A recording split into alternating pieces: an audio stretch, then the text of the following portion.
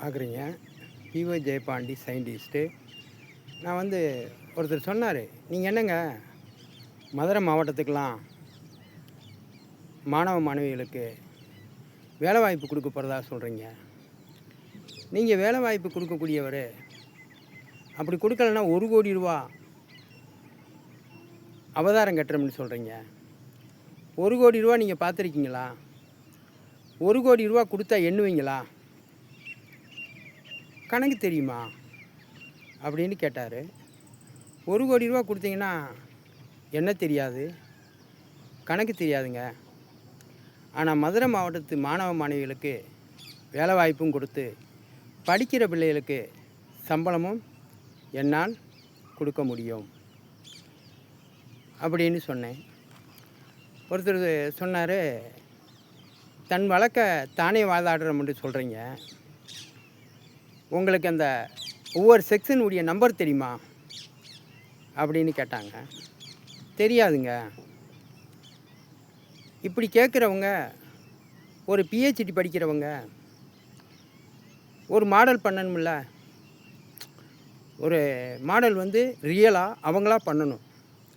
அதில் ஒருத்தர் கூட சொன்னார், எப்படிங்க ஏன் ஒரு ஆள் உதவியோடு பண்ணான்னா தப்பு, நீங்களாம் சயின்டிஸ்ட்டுன்னு சொல்லிட்டு மாணவர்களுக்கெலாம் சொல்லித்தரீங்களே, அதுவும் தப்பு தானே அப்படின்னு சொன்னார். சின்ன பசங்களுக்கு சொல்லிக் கொடுக்கலாம். ஒரு பிஹெச்டி முனைவர் பட்டம் பெறுவதற்கு ஒரு கண்டுபிடிப்பு நம்ம கண்டுபிடிச்சி ஆகணும். அது எப்படிங்க சார் சொந்தமாக சுயமாக ஒரு ஆளும் அது உருவாக்க முடியும்? அதுக்கு பதில் சொல்லுங்கள் அப்படின்னு ஒருத்தர் கேட்டார். கணவன் மனைவி கல்யாணம் முடித்த உடனே இருவரும் சேர்ந்து எப்படி யாருடைய உதவி இல்லாமல் குழந்தை பெற்றுக்கிறாங்க பார்த்தீங்களா?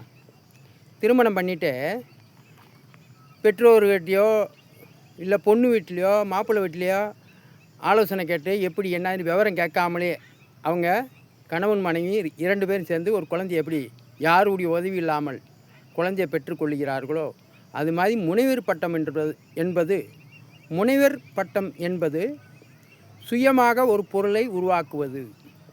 அது மாதிரி உருவாக்கக்கூடிய ஒவ்வொரு முனைவர்களும் அவங்க பட்டத்தை காமிக்கிறதுக்கு முன்னாடி, இதோ என்னுடைய கண்டுபிடிப்பு, இந்த கண்டுபிடிப்பை இன்று படிக்கிற மாணவர்கள் அனைவரும் இந்த பொருட்காட்சி மூலமாக இத்தனை முனைவர் பட்டம் வாங்கியிருக்கோம், இத்தனை கண்டுபிடிப்புகளை கண்டுபிடிச்சிருக்கிறோம், அந்த கண்டுபிடிப்புகளை நீங்கள் பார்த்து விட்டு புதிய கண்டுபிடிப்புகளை உருவாக்குங்கள் என்று எந்த முனைவராவதும் சொல்லியிருக்காங்களா? எந்த முனைவராவதும் பிஹெச்டி பட்டம் வாங்கும்போது அதற்கு பக்கத்தில் இன்ன கண்டுபிடிப்பு யூடியூப்பில் போய் சர்ச் பண்ணால் தெரியும் பார் என்று போட்டிருக்கிறார்களா? 2 முனைவர் பட்டம் வாங்கியிருக்கோம்னு சொல்கிறாங்க. 2 முனைவர் பட்டம் வாங்கினால் அந்த 2 முனைவர் பட்டமும் நீங்கள் என்ன கண்டுபிடிச்சிங்க? உங்கள் பட்டம் இருக்குது, உங்கள் படைப்புகளை எங்கே அப்படின்னு தான் ஜெயபாண்டி கேட்குறேன். ஜெயபாண்டி,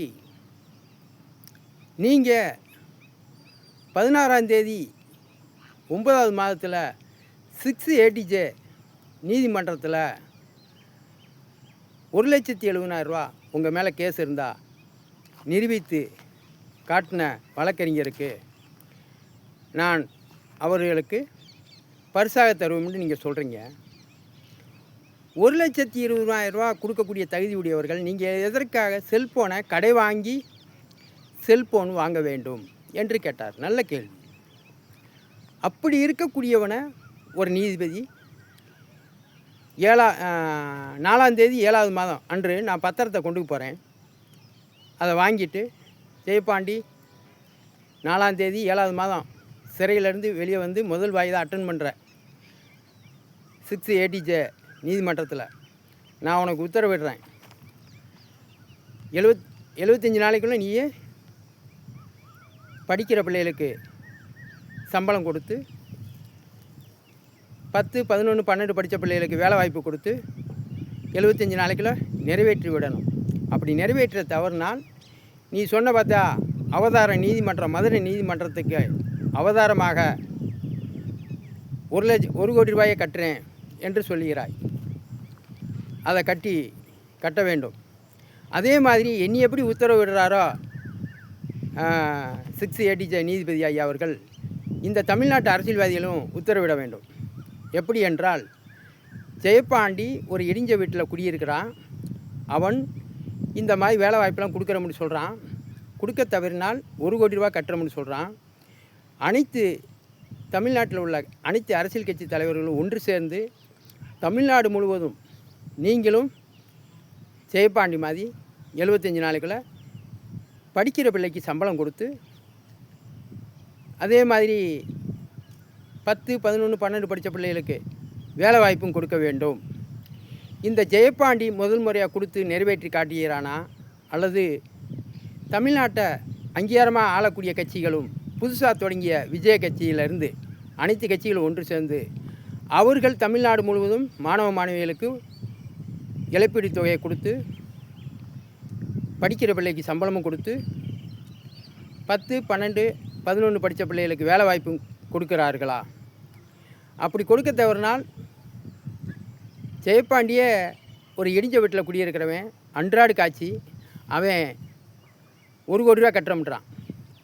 அப்போ அரசியல்வாதியை நீங்கள் எவ்வளோ அமௌண்ட் கட்டணும்? அந்த தமிழ்நாடு முழுவதும் நீங்கள் வேலை வாய்ப்பு கொடுத்துட்டு ஜெயபாண்டி அதை நிறைவேற்றி விட்டான் என்றால் 2026 வருஷத்துடைய தேர்தலை போட்டியிடலாம். என்னுடைய மாணவர்களும் போட்டியிடுவார்கள். இதில் எல்லா கட்சி தலைவர்களும் ஒன்று சேர்ந்து பள்ளி மாணவர்களுக்கு வேலை வாய்ப்பு கொடுக்கவில்லை, படிக்கிற பிள்ளைகளுக்கு வேலை பார்த்த நாளாக கருதி சம்பளம் கொடுக்கவில்லை என்றால் 2026 வருஷத்தில் தமிழ்நாட்டில் தேர்தலில் நிற்க தகுதி இல்லாதவர்கள் என்று அரசியல்வாதிகளை அறிவிக்க வேண்டும் 6 நீதிபதி ஐயா அவர்கள். அதே மாதிரி ஜெயபாண்டி நான் நிரூபித்து விட்டேன் என்றால் நான் அந்த தேர்தலில் இவிஎம் மிஷினை ரத்து செய்ய வேண்டும். ஓட்டு போடும் பழைய முறை கையில் குத்தி ஓட்டு போடும் முறையை பயன்படுத்த வேண்டும் என்று சொல்லி விடைபெறுகிறேன். முக்கியமான கருத்துக்கள் ஒவ்வொருவர்களும் சொல்கிறாங்க. ஜெயபாண்டி ஒரு நாள் வரைக்கும் எவ்வளோ சம்பாதிக்கிறார்? 700 ரூபா சம்பாதிக்கிறார் சார். கொத்தனார் இது நிம்தாள் வேலை, நிம்தாள் வேலை பார்க்குறவர் ஒரு நாள் வரைக்கும் 700 ரூபா சம்பாதிக்கிறதுக்கு எவ்வளோ பெரிய கஷ்டப்படுறார். ஆனால் அந்த படிக்கிற பிள்ளைகளுக்கு வேலை வாய்ப்பு கொடுத்து படிக்கிற பிள்ளைக்கு சம்பளமும் கொடுப்போம்ன்றது பொய் தானே அப்படின்னு சொன்னார். பேனா பிடித்தவர்கள், அரசு ஊழியர் பார்ப்பவர்கள் உங்களுக்கு இப்படி தான் சொல்ல தெரியும். ஒரு உண்மையான கேஸு ஜெயபாண்டி என்ன குற்றம் செஞ்சானா அந்த கேஸை பதிவு பண்ணவில்லை. அதனால் ஜெயபாண்டி சயின்டிஸ்ட்டு சொல்வது போல் எல்லா அரசு ஊழியர்களும் அரசியல்வாதிகளும் ஜெயபாண்டி செய்து முடிக்க மாட்டான், ஜெயபாண்டி சயின்டிஸ்ட்டு 75 நாளைக்குள்ளே மாணவர்களுக்கு சம்பளமும் கொடுத்து படிக்கிற பிள்ளைகளுக்கு 10, 11, 12 படித்தவங்களுக்கு வேலை வாய்ப்பு கொடுக்க முடியாதுன்னு சேலஞ்ச் பண்ணலாமே. ஏன் சேலஞ்ச் பண்ணுவதற்கு கூட உங்களுக்கு பயமாக இருக்குது என்றால் இந்த வார்த்தையை கேட்பது எவ்வளவு கீழ்த்தரமான செயல்கள்.